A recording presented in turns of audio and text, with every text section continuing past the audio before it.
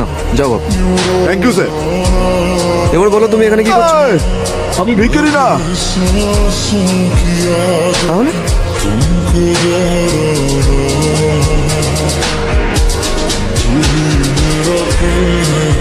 এই, তুই কি শ্রীকৃষ্ণ দ্রৌপদীকে বাঁচাতে আসছিস?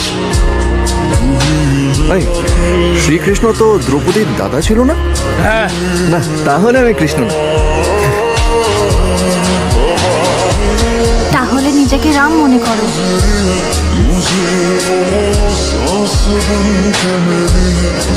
এই, তুই নিজেকে বড় হিরো ভাবিস না?